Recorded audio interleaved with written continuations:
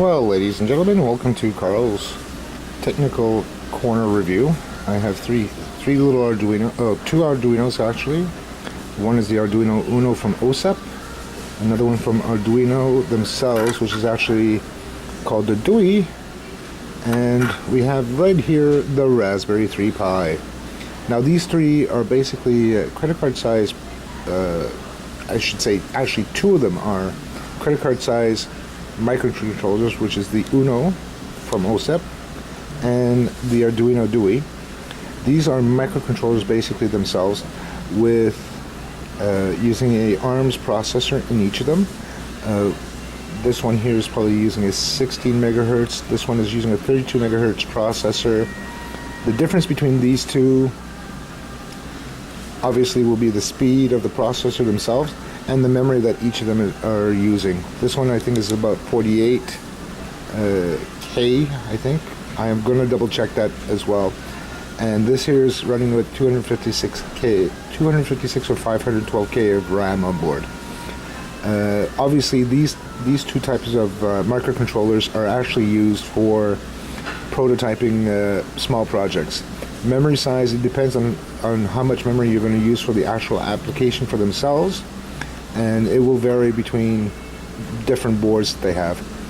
This one here from OSEP happens to be an Arduino compatible, 100% compatible, believe it or not, because our OSEP actually gone to Arduino and says, okay, we would like to be able to certify a couple of boards, is it possible? And they actually did it, and they're actually 100% compatible with the source code as well for development purpose. So what you will do programming on this one as an example, and it takes about the same amount of memory as this one, you'll be able to interleave the projects together without any problems. This one here, this is the Raspberry Pi. This is the third generation of the three that came out. It uses a 64-bit ARM processor running at 1.2 or 1.5 gigahertz. It's a quad-core processor with four USB ports, an Ethernet port, an HDMI, and this is the sound jack and video for composite. So you need the 3.5 millimeter. It comes already with two. Is it two? Yeah, no, one. Sorry, one USB here that you can actually hook up for the power supply. This guy right here. And you also do require an SD card. So I have here a micro SD card, 64 gigs, and it runs the Raspberry Pi version of Linux. I haven't had a chance to set this here up. I will be setting it up soon enough with some screenshots of the actual OS running on it. So this is actually the micro SD card, and you have an option to put a standard full-size SD card right here. Once again, this one here is actually a full-size computer, so you have 1 gig of RAM, quad-core, running at 1.2 gigahertz on this. So I'm going to pull up the stats for this as well later on in the episode here. And this here is basically something that, if you are interested in creating projects or having a small computer to do small projects with, this one here will actually do the job, because it has the GPIOs on top, so you can actually hook it up to a breadboard or hook it up to LCD displays, other projects that require a little microcomputer. So this is also good. It's fairly expensive in Canada here. You're looking at maybe $90 or so for this alone, and that's not including the SD card that you have to purchase separately to run the operating system on, because the operating system doesn't come with it. It's just the standard board itself. These two here do not use operating systems, but they do have firmware built into it. So when you actually compile the code on your Arduino editor, it gets compiled directly there and sent to the controller itself, and it'll start executing right away on the board itself. Once again, I'll be doing on my computer at home the specs for both the Uno from OSEP, the Due from Arduino, and the Raspberry Pi, so you'll get to see all the stats and the links So I figured to let you guys see what these are all about here. This is going to be a very small video in regards to this part of it. The rest I'll show you up on my computer at home, where I can actually record live off of my desktop and actually take a look at this. So let's go back to my computer and take a look at it more in depth and see what they can do. And welcome aboard for the second half of the Arduinos and the Raspberry Pi 3. I just wanted to let you know, actually bring you to the specifications of all three of them that I have here, that you had actually seen in the very beginning of this episode, which I had is an OSEP Arduino Uno, which is basically a great beginner's board to work with. I actually had received that one in a kit that had already some components and all that. The Arduino Duo, which is the original genuine Arduino, is a intermediate one, and last but not least, the Raspberry Pi 3, which is the third version or third revision, which is a much more powerful processor and a lot more stuff to go on it. So let's just take a quick look here, and I'm going to start showing you the basic specifications of the Arduino Uno R3 Plus. This is actually through OSEP themselves. What OSEP had actually done at the time, and this is an ongoing thing with OSEP themselves. They actually went as far as going to Arduino themselves, the company that actually makes like the Due as an example, and had it certified 100% compatible. So whatever programming you basically are doing under OSEP's version of the Arduino, like the Uno as an example, the R3 Plus that I have here, that you had actually seen in the video, is 100% compatible with the original Arduino line.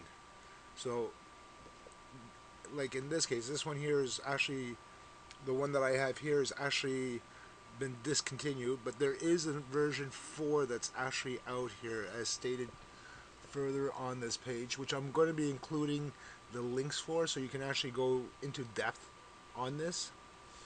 And for the specifications alone, the Arduino Uno, the Due, and the Raspberry Pi are all using a version of an ARMS processor, which is a RISC-based processor.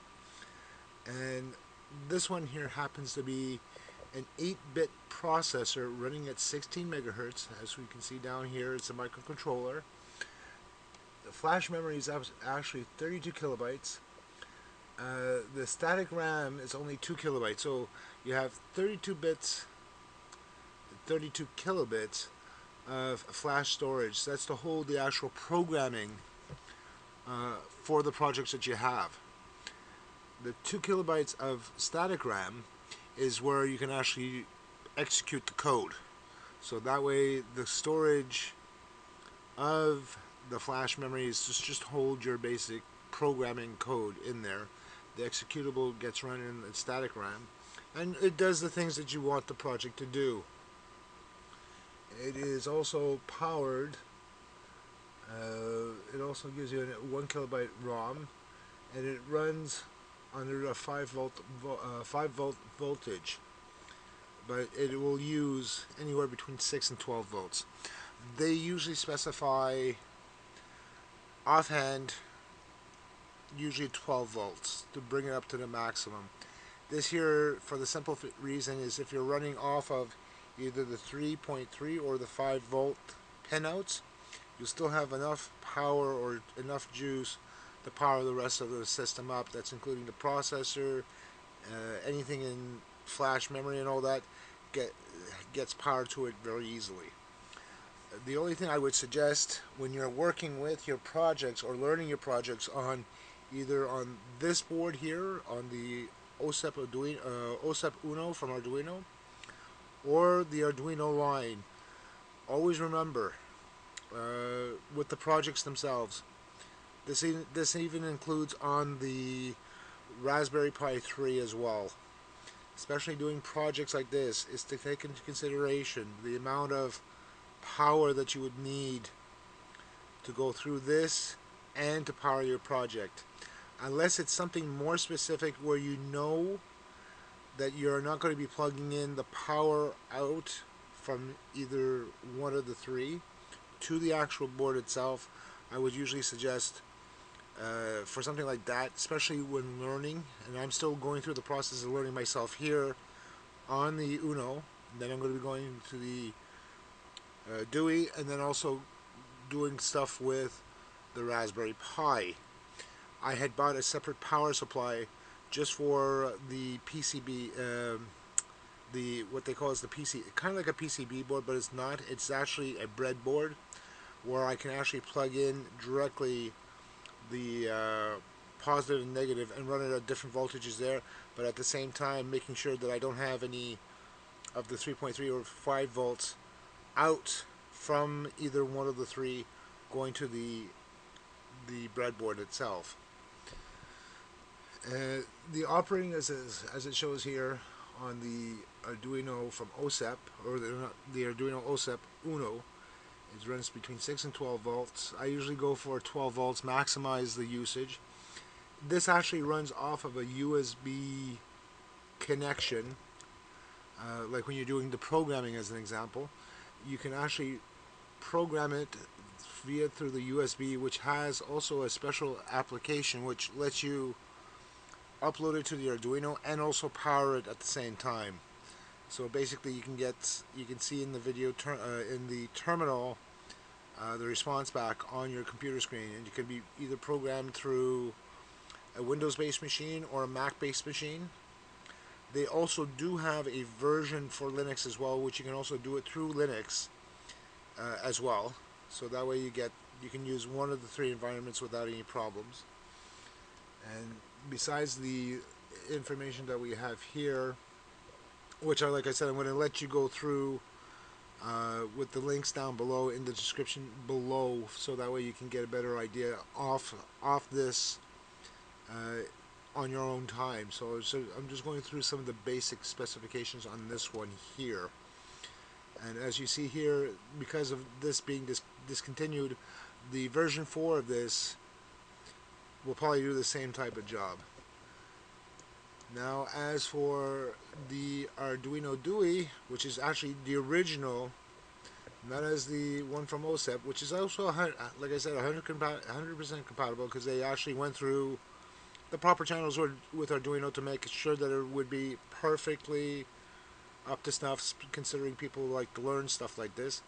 And if you are interested, you can go with the Arduino Uno, the new revision 4, directly from them there. I'll also try to provide the website links to OSEP's version, Arduino, and also the Raspberry Pi, so that way you can get the whole bunch of them, get all the information that you need. Now, as for the Arduino Due, I keep saying Duo, it's Due. This one here is for basically intermediate applications or intermediate learning. It basically has the exact same or very similar characteristics like the Arduino Uno from OSEP, but it has a couple more extra features, extra banks here. The processor is a lot stronger. It's again using the ARM processor. As we'll see, it doesn't tell you that much here, but it's using a 32-bit ARM processor. It's probably running between 25 and 33 megahertz. Not too bad. Memory-wise, is using 2 banks of 256 kilobytes, which brings it up to 512 kilobytes of flash memory, which is once again more than enough for very intricate programming for your projects, large enough to work with. And there's also a total of 96 kilobytes of static RAM, which is where you can actually execute, send, receive information in your project, and also to be able to send it over to the flash memory on it.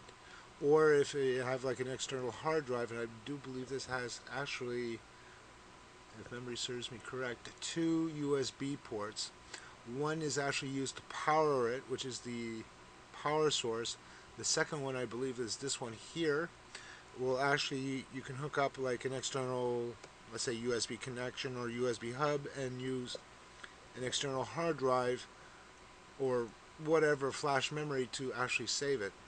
Also, in both of these they also do have a regular pin out for powering it that way as too. So instead of using a USB connector to power both, like in this one here, it also has a DC DRAC. Again, you can use that later on once you know you have your project down pat for both of them, that you can use that to power the unit itself, because the flash RAM will store the memory, it will store the actual program for both of these. What else is there? Again, like I said, I'm going to put all these three links to these three different pages here, through these three different pages together for you, so that way you can actually see them for yourself in greater detail. And if you have any questions, you can get in contact with these guys directly for more or whatever questions you have. Last but not least, the Raspberry Pi. Now this one I've always heard about. This one is actually the third revision of the original Raspberry Pi. Now, the difference between the Raspberry Pi 3 and the Arduino Due and the OSEP Arduino Uno. This here is an actual working computer. Using an ARM processor again, which is 64 bits, running at 1.2 gigahertz with quad core, meaning there's 4 cores in that one particular processor, which is this one usually right here. Now, in most cases, for projects like these guys, yes, you can still, this is an actual computer, whereas the Arduino Due from the original manufacturer of Arduino and the OSEP Arduino Uno, those ones are microcontrollers, which are completely different compared to the Raspberry Pi. The two of them, the Uno and Due, do not have operating systems in them.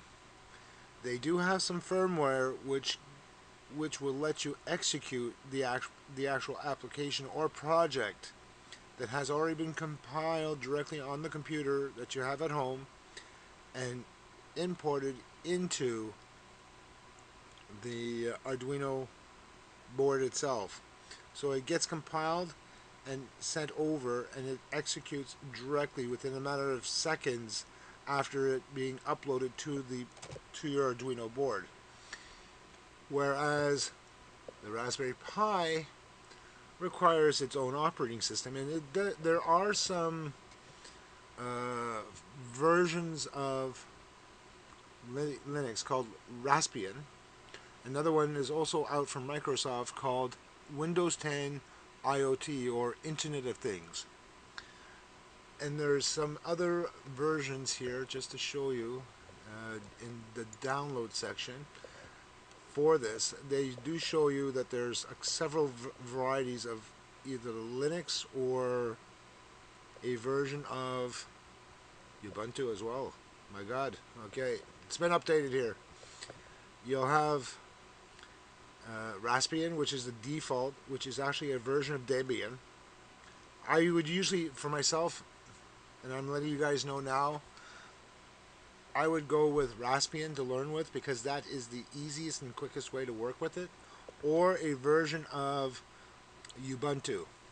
But more likely, these are small packages you can actually run and work it as a computer. They both come with graphical user interface to actually do your editing, very similar to your everyday everyday workstation, with the exception of it will not do Windows. These two are Linux-based operating systems, and I've used at least Ubuntu Linux on my regular machine. Actually, this screen that you're actually seeing here is a Linux box. I'm using Ubuntu Studios, which is from Ubuntu. Raspbian is a true Debian version for the Raspberry Pi. I would usually go with this because that's the default that they suggest going with. There's also Ubuntu Mate, which is another version, which is a third-party operating system. Windows Internet of Things Core. You have OSMC, and you have a few other ones down here.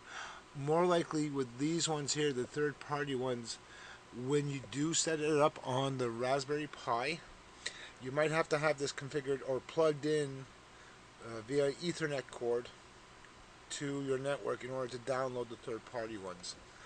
Myself, I would usually, like I said, go with the Raspbian to begin with, just for the fact that that's a very strong suggestion from the manufacturer, like in this case from Raspberry Pi themselves.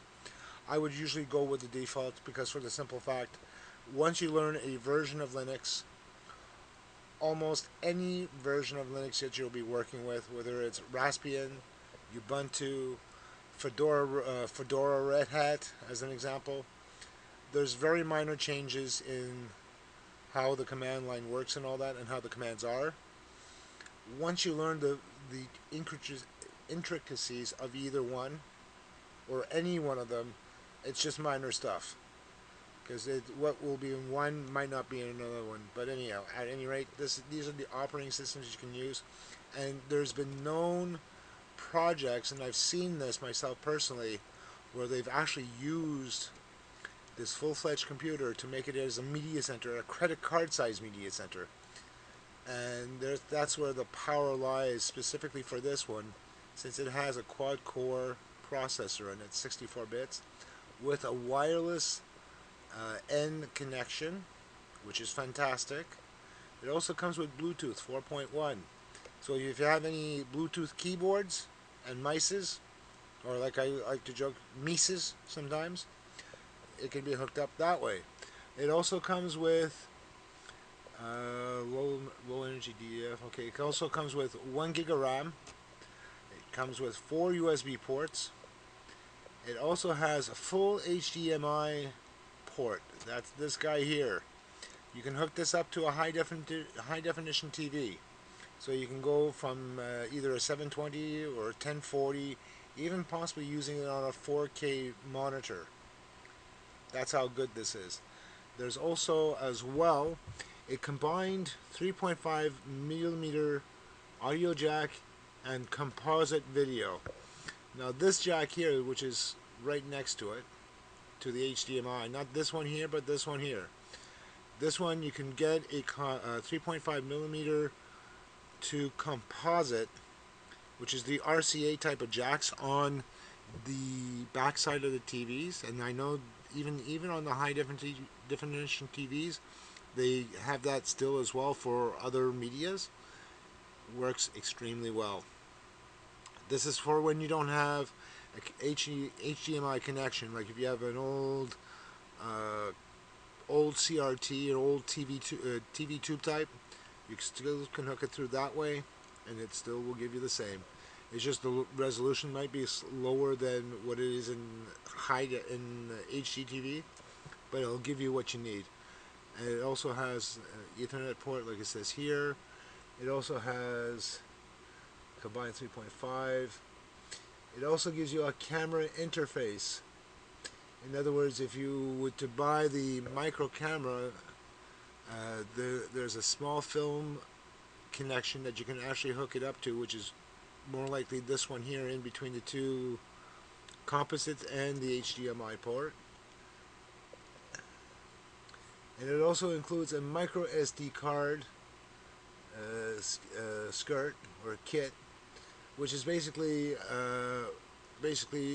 right underneath this section here. So you can actually put an SD card, a micro SD card, in there to put the operating system on it and run it from there. Now, the one thing I want to mention as well, for SD cards, they do have the standard SD card connection here to hook it up, or underneath with the micro small SD cards, micro SD cards. I'll get it out eventually. It'll use both. I had actually when I actually got this one here, personally, I've gone out and actually purchased a micro SD card, 64 gigabytes, right off the bat. So I didn't want to waste time of going with a 4 and then go with an 8, then go with a 60, and then try to find out the limit. I just went for the 64, and they're fairly cheap nowadays. And I'd rather use that and have the extra space. And it comes with camera interface, display interface, so you have two connections there, one for display and one for, one display and one for the camera itself, which is great. What's this underneath? Videocom 3D graphics card. Or core, sorry. I thought I said card.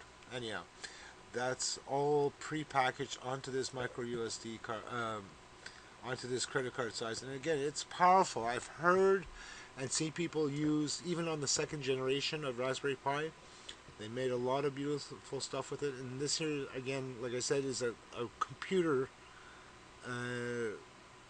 compared to the other ones. The other two that I have are microcontrollers, which are completely separate in there.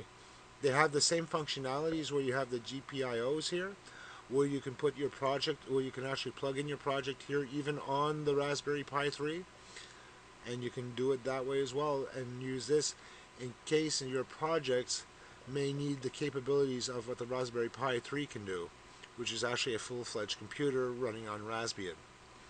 So that's basically about it overall. Again, like I said, I'm going to put all three of the links in for you to actually go to each specific model. Now you can also double check on the manufacturer's website here on each of them to find if there's differences, different questions if you had. Or rather, would you ask the community more than to ask me, because I'm still in the learning phase like everybody else, working with all three of them. And I'm only doing this as a hobby for myself, for self-interest, because being a technician of computers, I know the components and all that, but on the level that what the components do, like the different, transistors, resistors, you got the different quartz, you got this, you got that. This is a perfect way of using any one of these three and put them to good use and learning electronics. This here, the Raspberry Pi, you can do electronics and do programming with it, so that's even better. There's a plus side for that. And I've seen and heard that people are interchanging the Raspberry Pi 3 and programming it and working it with the Arduinos as well, the different platforms of Arduino. So you can actually hook this up together and have a working system together.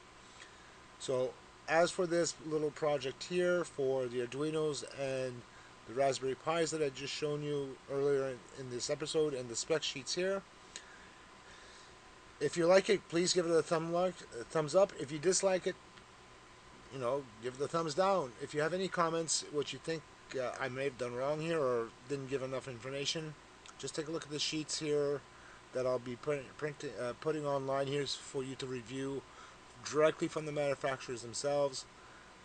It'll give you a better idea, and if you think it's useful, great, because this is a great way of learning electronics. Ladies and gents, have a good night. Have a wonderful week.